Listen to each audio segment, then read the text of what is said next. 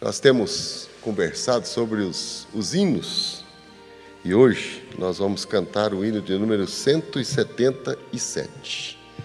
E a doutora Edir já está preparada para nos falar um pouco sobre a bela história deste hino.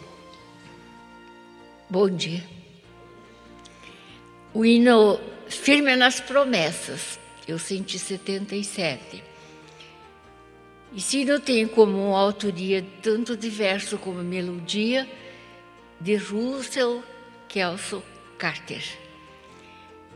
Ele nasceu em Baltimore em 1849, em Maryland. Ele destacou-se na vida por ocupar diferentes atividades e em todas elas ele sobressaiu. Sua família era presbiteriana e desde que ele se converteu, ele congregava em igreja presbiteriana. Quando jovem, ele entrou na Academia Militar da Pensilvânia, onde ele foi um atleta, destacou-se em tudo. Fez o curso de engenharia nessa mesma academia e, posteriormente, foi professor nessa academia, deu aula de matemática, química, ciências naturais e trigonometria. Teve que deixar essa atividade após 18 anos no magistério. Em 1879, com apenas 30 anos, ele começou a sentir problemas cardíacos. Eu gostaria de fazer um parênteses, para que melhor pudéssemos entender o comportamento teológico-religioso de Kelso Carter. Em meados do século XIX, apareceu nos Estados Unidos um movimento chamado Movimento da Santificação.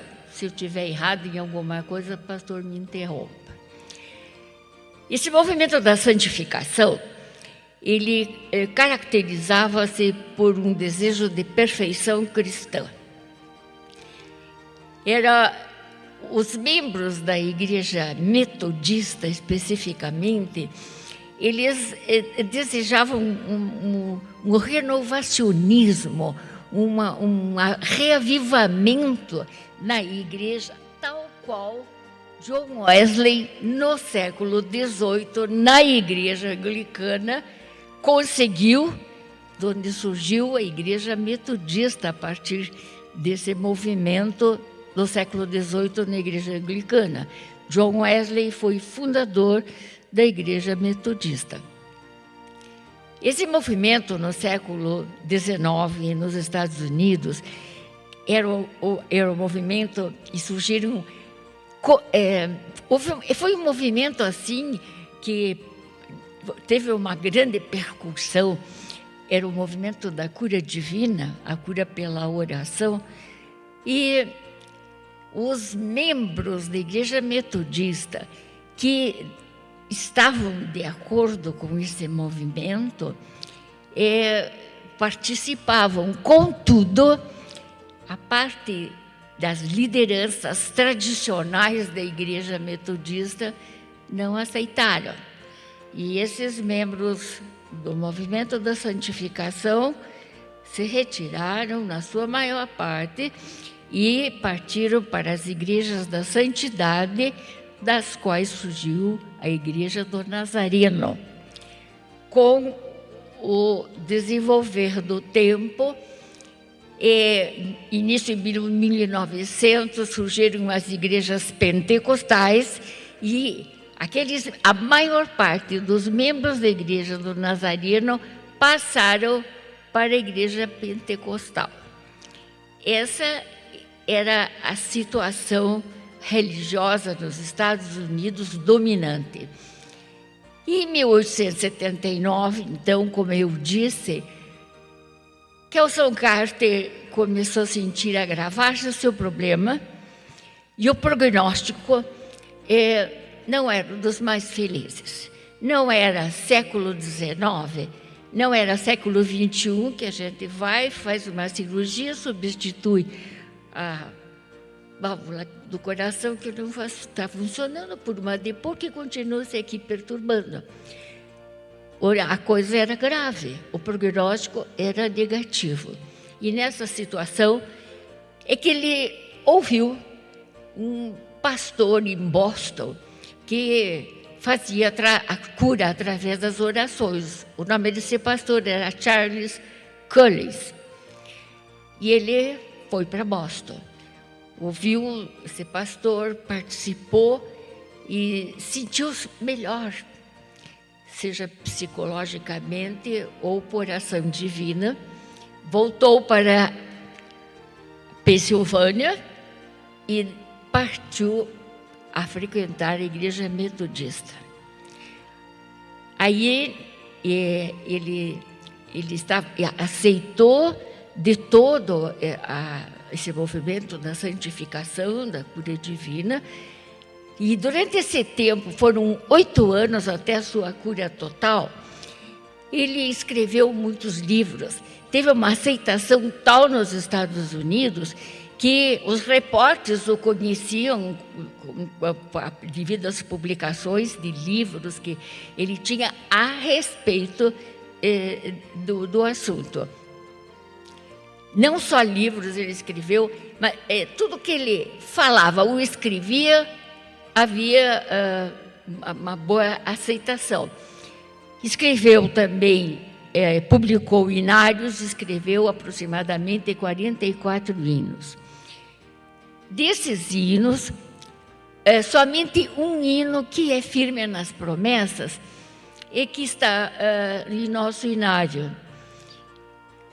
Alguns dos hinos, assim como o Firme nas Promessas, ele assinava tanto a composição melódica como os versos.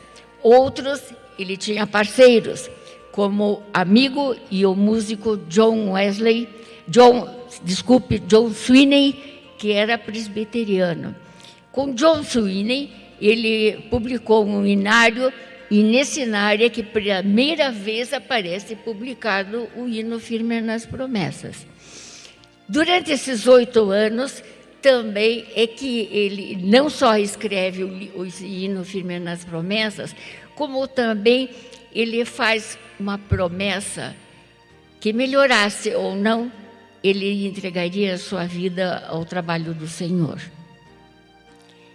Voltando então a John Sweeney, depois dessa colocação da situação que rolava na época, né? Ele começou então a melhorar, mas ele, depois da sua melhora, depois de 2 anos, ele contraiu malária. E tentaram 3 pastores, entre eles Charles Collins e mais outros 2 amigos seus, através das orações, e ele não conseguiu a cura. Ele teve que recorrer à medicina convencional. Aí ele já adquiriu uma situação religiosa mais equilibrada. E daí ele, em 1892 e 93, ele participou de umas reuniões da Aliança Missionária Cristã, ou Cristã Missionária, e de lá ele voltou para a Pensilvânia, já mudando melhor, mas ele colocava que também, através da medicina, do médico, Deus poderia, através da oração, atuar. E então, foi essa situação que foi mudando. Em 1898, aliás, em 1887, ele ocupou o pastorado da Igreja Metodista Episcopal. Em 1898, ele contraiu tuberculose. E daí sim, ele recorreu inteiramente ao tratamento médico convencional para a sua cura. Melhorando, ele foi fazer o curso de medicina.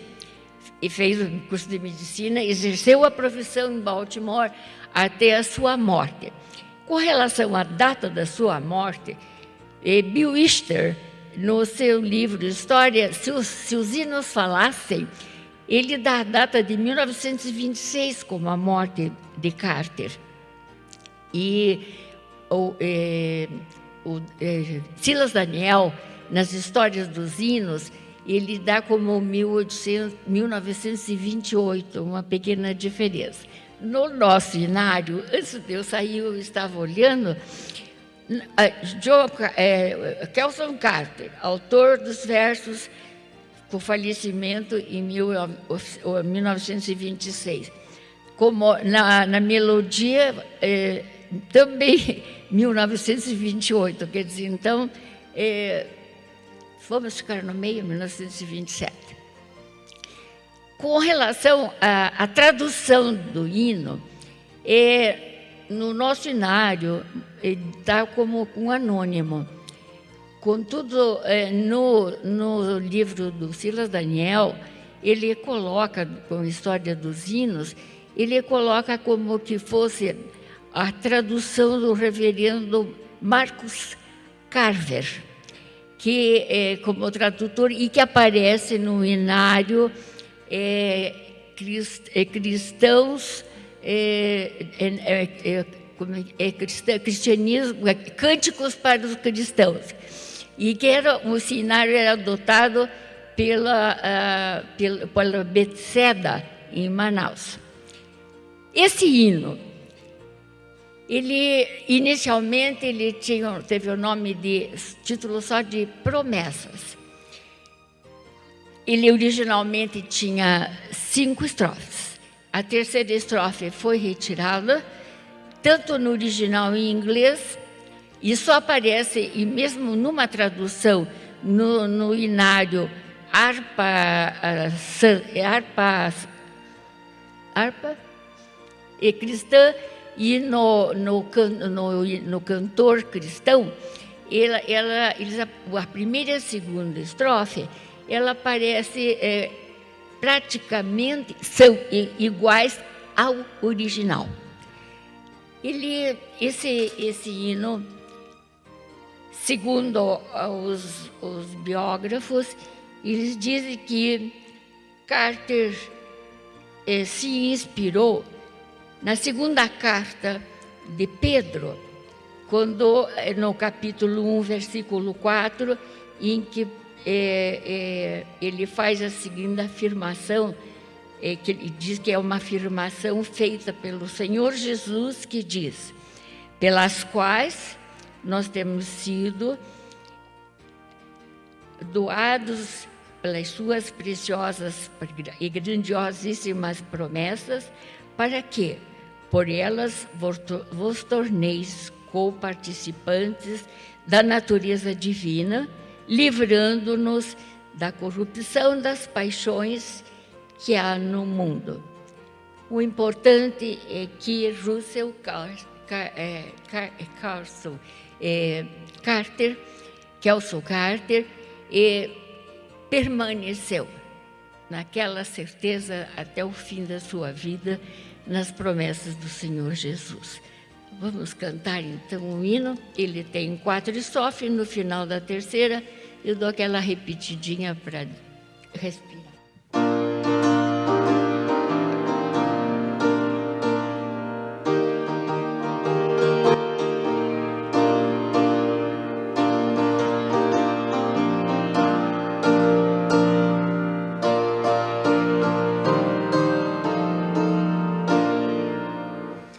Firme nas promessas do meu Salvador, cantarei louvores ao meu Criador.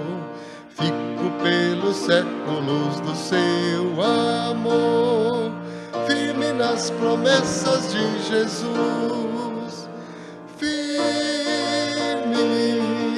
firme, firme nas promessas de Jesus. meu mestre, firme, firme, sim, firme nas promessas de Jesus, firme nas promessas hei de trabalhar, tendo o verbo eterno sempre a me amparar. Mesmo em tempestade vou sem vacilar, firme nas promessas de Jesus. Firme, firme, firme nas promessas de Jesus, meu mestre, firme, firme, sim, firme nas promessas de Jesus. Firme nas promessas sempre vejo assim, purificação no sangue para mim, plena liberdade já desfruto enfim, firme nas promessas de Jesus. Firme, firme, firme nas promessas de Jesus, meu mestre, firme, firme, sim, firme nas promessas de Jesus.